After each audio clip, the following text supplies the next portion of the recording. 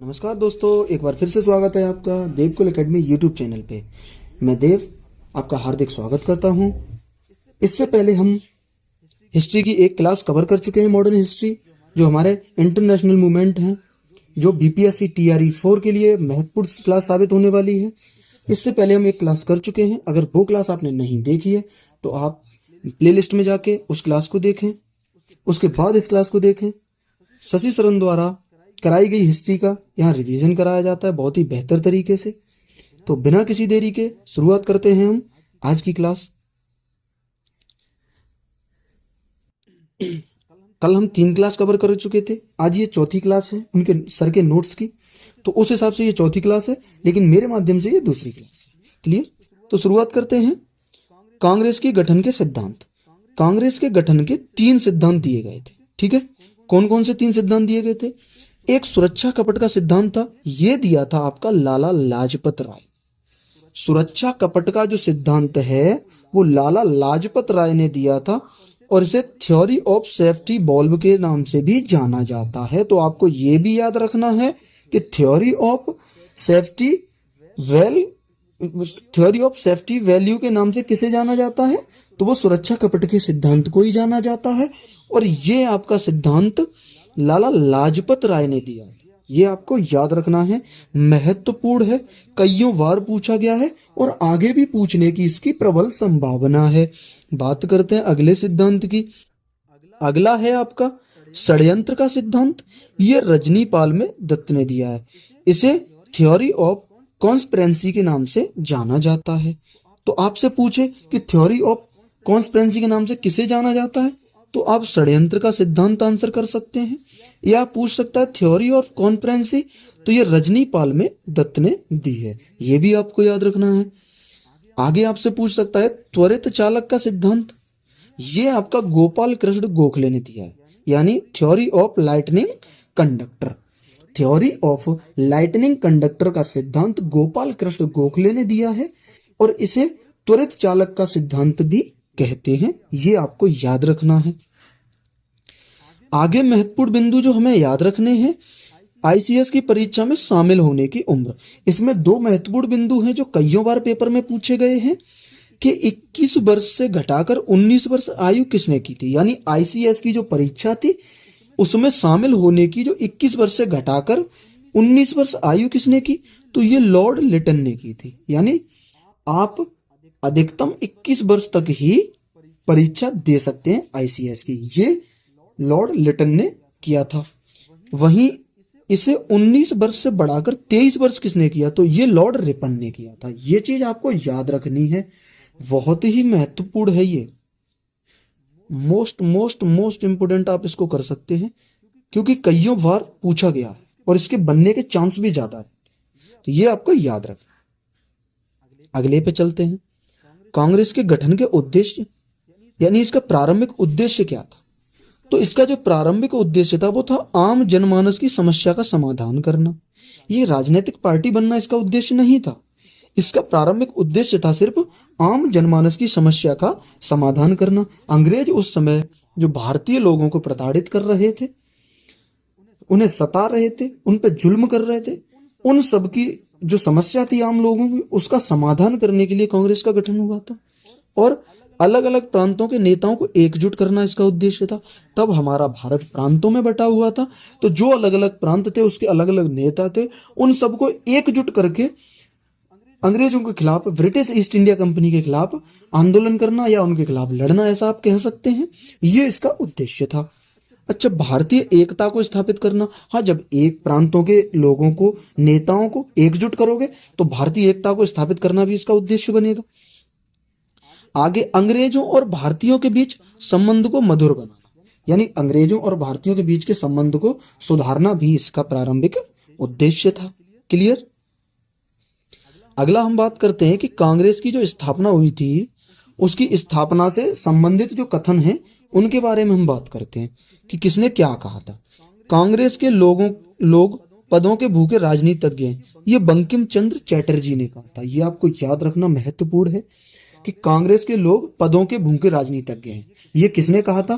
तो ये बंकिम चंद्र चैटर्जी ने कहा था। देखो, मेरे साथ पढ़ते पढ़ते आपको चीजें बोलनी भी है खुद से और आंसर भी खुद से बोलना है। मैं मानता हूं कि आंसर इसमें पीडीएफ में है, लेकिन एक रिवीजन है, तो मेरे साथ खुद भी बोलो और खुद भी इन चीजों का रिवीजन करते रहो। ठीक है, लिखने की जरूरत है नहीं। इस क्लास का जो पीडीएफ है, हैंड रिटन नोट्स का जो पीडीएफ है, वो आपको टेलीग्राम चैनल पे मिल जाएगा। टेलीग्राम चैनल का लिंक इसी वीडियो की डिस्क्रिप्शन में मिलेगा, वहां से आप ज्वाइन करके टेलीग्राम लिंक को क्लिक करके टेलीग्राम चैनल ज्वाइन कर सकते हैं। तो पीडीएफ का आपका झंझट नहीं है, लिखने का कोई झंझट नहीं है। हैंड रिटन नोट्स ये आपको वहां प्रोवाइड करा दिए जाएंगे, उससे आप इसका क्विक रिवीजन कर सकते हैं।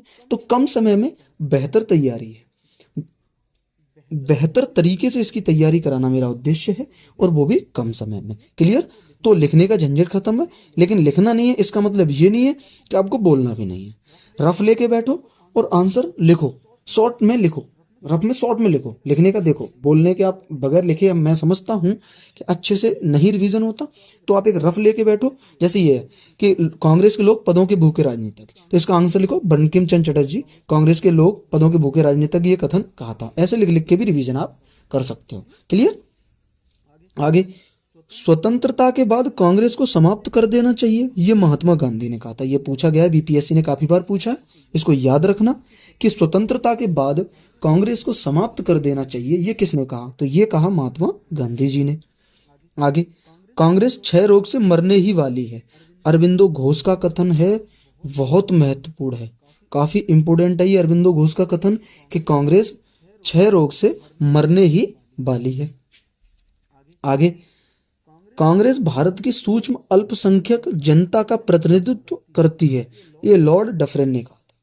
लॉर्ड डफरिन ने कांग्रेस के बारे में क्या बोला कि कांग्रेस भारत की सूक्ष्म अल्पसंख्यक जनता का प्रतिनिधित्व करती है। आगे, कांग्रेस भविष्य की संसद का केंद्र है, ये द इंडियन मिरर एक अखबार आता था, उसने कहा था कि कांग्रेस भविष्य की संसद का केंद्र है। उसी ने एक और कहा कि कांग्रेस भारत की राष्ट्रीय सभा है, ये भी द इंडियन मिरर अखबार ने कहा है कि कांग्रेस भारत की राष्ट्रीय सभा है। क्लियर? आगे, कांग्रेस भारत की राष्ट्रीय सभा है, द इंडियन मिरर, ये हम कवर कर चुके। कांग्रेस अपनी अंतिम सांसें गिन रही है, मेरी इच्छा है कि मैं अपने कालखंड में इसकी शांतिपूर्वक मृत्यु हो जाए, यानी मेरे कालखंड में इसकी शांतिपूर्वक मृत्यु हो जाए, ये लॉर्ड कर्जन ने कहा। महत्वपूर्ण प्रश्न है, याद रखना कि कांग्रेस अपनी अंतिम सांसें गिन रही है, मेरी इच्छा है कि मेरे कालखंड में इसकी शांतिपूर्वक मृत्यु हो जाए, ये कहा था लॉर्ड कर्जन ने। महत्वपूर्ण प्रश्न है, काफी बार पूछा गया है, इसको याद रखना। ठीक है, ये कथन तो आपको 100% याद ही रखना है मेरी तरफ से। ठीक है, मैं इसको बता रहा हूं कि ये आपका क्वेश्चन बनेगा ही बनेगा, ऐसा मुझे लग रहा है, तो इसको याद रखना। आगे आपसे पूछे कि कांग्रेस का जन्म ब्रिटिश शासन के दुश्मन के रूप में नहीं बल्कि दोस्त के रूप में हुआ है, ये कथन कूपलैंड का है। कूपलैंड ने कहा है कि कांग्रेस का जन्म ब्रिटिश शासन के दुश्मन के रूप में नहीं बल्कि दोस्त के रूप में हुआ है। क्लियर? बात करते हैं कि कांग्रेस का आंदोलन ना तो लोगों के द्वारा प्रेरित था, न योजनाबद्ध था और न ही सोचा गया था, ये सर सैयद अहमद खान ने कहा। ये याद रखना, महत्वपूर्ण प्रश्न बनता है कि कांग्रेस का आंदोलन ना तो लोगों के द्वारा प्रेरित था, न योजनाबद्ध था और ना ही सोचा गया था, ये किसने कहा? सर सैयद अहमद खान ने कहा है। क्लियर? आगे, कांग्रेस के महत्वपूर्ण अधिवेशन, 4 से 5 प्रश्न पक्का यहां से बनते हैं। तो ये आगे जो भी 2-3 क्लास में हम महत्वपूर्ण कांग्रेस के अधिवेशन कवर करने वाले हैं, उन्हें अच्छे से कवर कर लेना और अच्छे से रिवीजन कर लेना। यहां से 2 से 4 से 5 क्वेश्चन पक्का पूछ लेता। ठीक है, आगे, वार्षिक अधिवेशन, ये वर्ष में एक बार इनकी बैठक होती थी, और जो विशेष अधिवेशन थे, यानी कोई विशेष अधिवेशन अगर बुलाना पड़ा उसे आपातकालीन बैठक कहते थे। जैसे किसी मुद्दे पर या घटना के लिए बुलाई जाती थी ये, यानी किसी मुद्दे पर विशेष चर्चा करनी है, यानी कोई घटना हो गई है तो उस पर अगर बात करनी है तो वो उसके लिए विशेष अधिवेशन बुलाते थे, जिसे आपातकालीन बैठक भी कहते थे। अधिवेशन में पारित प्रस्ताव संपूर्ण भारत में लागू होते थे, ये भी आपको याद रखना है कि अधिवेशन में जो प्रस्ताव पारित होते थे वो संपूर्ण भारत में लागू होते थे। क्लियर। आगे बात करते हैं इसके प्रथम अधिवेशन की। ठीक है, प्रथम अधिवेशन, इसका जो प्रस्तावित स्थान था वो आपका पूना था, और इसके जो अध्यक्ष थे वो WC बनर्जी थे। यानी जो प्रथम अधिवेशन था उसका अगर आपसे प्रस्तावित स्थान पूछे तो वो था आपका पुणे, और इसके अध्यक्ष थे WC बनर्जी, ये याद रखना है। लेकिन बाद में अगर पूछे बाद में, तो ये जो बाद में हुआ है अधिवेशन ये मुंबई में हुआ था, और सन 1885 को इसका आयोजन हुआ था। आपसे पूछ सकता है किस स्थान पे, तो गोकुलदास तेजपाल संस्कृत महाविद्यालय में इसका आयोजन हुआ था। यह कांग्रेस का प्रथम अधिवेशन था, और इसमें 72 प्रतिनिधियों ने भाग लिया था, जिसमें 2 मुस्लिम प्रतिनिधि भी शामिल थे। ये कांग्रेस का प्रथम अधिवेशन था जिसमें 72 प्रतिनिधियों ने भाग लिया था, और 2 मुस्लिम लोगों ने भी भाग लिया था। इसका स्थान है वो महत्वपूर्ण बनता है, गोकुलदास तेजपाल संस्कृत महाविद्यालय में हुआ था ये। क्लियर। और इसके अध्यक्ष WC बनर्जी थे। इस बैठक में कुल 9 प्रस्ताव पारित किए गए थे, जिसमें सुरेंद्रनाथ बनर्जी ने बैठक में भाग नहीं लिया, क्योंकि वे अपने संगठन इंडियन एसोसिएशन की स्थापना में बंगाल में व्यस्त थे। ठीक है, तो यहां से एक प्रश्न आपसे बनता है कि इंडियन एसोसिएशन की स्थापना किसने की, तो वो की है सुरेंद्रनाथ बनर्जी जी ने। ठीक है, और इन्होंने कांग्रेस की बैठक में भाग क्यों नहीं ले पाया था, तो ये इंडियन एसोसिएशन संगठन की स्थापना कर रहे थे और बंगाल में व्यस्त थे, इसलिए इन्होंने भाग नहीं ले पाया था। आगे पूछे भारतीय राष्ट्रीय संघ का नाम बदलकर भारतीय राष्ट्रीय कांग्रेस कर दिया गया, ये किसने किया गया, दादा भाई नौरोजी ने किया। भारतीय राष्ट्रीय संघ ने नाम बदल, भारतीय राष्ट्रीय संघ का जो नाम है उसे बदल के भारतीय राष्ट्रीय कांग्रेस किसने किया, दादा भाई नौरोजी ने। और इसी में नमक कर का विरोध भी किया गया था, नमक कर का विरोध भी किया गया था कांग्रेस के प्रथम अधिवेशन में। बात करते हैं कांग्रेस के द्वितीय अधिवेशन की। दूसरा अधिवेशन ये 1886 में हुआ था, और वायसराय लॉर्ड डफरिन के समय हुआ था। लॉर्ड डफरिन के समय कांग्रेस का द्वितीय अधिवेशन हुआ था 1886 में। इसका स्थान कलकत्ता में हुआ था ये, और इसके जो अध्यक्ष हैं वो थे आपके दादा भाई नौरोजी। ठीक है, ये प्रथम पारसी अध्यक्ष हैं। ये प्रश्न आपको याद रखना है, महत्वपूर्ण है, काफी बार पूछा गया है, इंपोर्टेंट प्रश्न है कि प्रथम पारसी अध्यक्ष कौन थे, दादा भाई नौरोजी थे। और किस अधिवेशन की अध्यक्षता की थी, तो कांग्रेस के द्वितीय अधिवेशन की अध्यक्षता की थी। कब, तो 1886 में। कहां पे, कलकत्ता। ऐसे भी पूछ सकता है कि 1886 के कलकत्ता अधिवेशन की अध्यक्षता किसने की थी, तो वो आपका राइट आंसर होगा दादा भाई नौरोजी ने की थी। ठीक है, आगे इसमें मुस्लिम सदस्य थे वो 33 शामिल थे, और दादा भाई नौरोजी ने 3 बार अध्यक्षता की थी कांग्रेस की। कब कब की थी, पहली बार की थी 1886 में कलकत्ता में, दूसरी बार की थी 1906 कलकत्ता में, नहीं दूसरी बार की थी 1893 लाहौर में, और तीसरी बार की थी 1906 कलकत्ता में। तो ये दादा भाई नौरोजी ने 3 बार अध्यक्षता की थी, ये आपको याद रखना है, महत्वपूर्ण प्रश्न है। कब कब की थी वो भी आपको याद रखना है। आइए एक बार दोहराते हैं, तो वो की थी 1886 कलकत्ता में, और 1893 लाहौर में, 1906 कलकत्ता में, 3 बार अध्यक्षता की थी। आगे चलते हैं। यहीं आपसे प्रश्न बने कि द्वितीय अधिवेशन में कुल 16,000 रुपए खर्च हुए थे, जिसमें बिहार के दरभंगा महाराज लक्ष्मेश्वर सिंह ने 2500 रुपए का सहयोग किया, और डुमराव और हथुआ ने भी सहयोग किया। तो यहां से प्रश्न जो महत्वपूर्ण है बन सकता है, उम्मीद है, वो है कि जिसमें 2500 रुपए से सहयोग किसने किया था। एक ये प्रश्न बन सकता है कि 2500 रुपए से सहयोग किया था दरभंगा के महाराज लक्ष्मेश्वर सिंह ने, और हथुआ और डुमराव ने भी इसमें सहयोग किया था। ठीक है, आगे बन सकता है कि द्वितीय अधिवेशन में बिहार के शालिग्राम सिंह और विश्वेश्वर सिंह ने शामिल हुए थे। ठीक है, ये कुल्लड़िया से थे दोनों, और दोनों ही बिहार के थे। शालिग्राम सिंह और विश्वेश्वर सिंह शामिल हुए थे द्वितीय अधिवेशन में। प्रथम अधिवेशन में बिहार से कोई शामिल नहीं था, लेकिन दूसरे अधिवेशन में शालिग्राम सिंह और विश्वेश्वर सिंह शामिल हुए थे। जो शालिग्राम सिंह के सहयोगी थे वो पूर्णेंदु नारायण सिन्हा थे, ये भी बिहार के ही थे। तो आपसे पूछे कि शालिग्राम सिंह थे, उसके सहयोगी कौन थे, तो पूर्णेंदु नारायण सिन्हा थे, और ये भी बिहार से ही थे। क्लियर। तो अगर ये आगे फिर ये भी पूछ सकता है कि विश्वेश्वर सिंह के सहयोगी गजाधर प्रसाद थे, ये भी बिहार से ही संबंधित थे, तो ये भी आपको याद रखना है। आगे प्रश्न बन सकता है कि अंग्रेजों ने सभी कांग्रेसी सदस्य 436 को उद्यान भोज पे बुलाया। दूसरे अधिवेशन में ही जो अंग्रेजों ने कांग्रेस के 436 जो सदस्य थे उन सभी को उद्यान भोज पे बुलाया था। क्लियर। आगे इसके तीसरे अधिवेशन की बात करते हैं।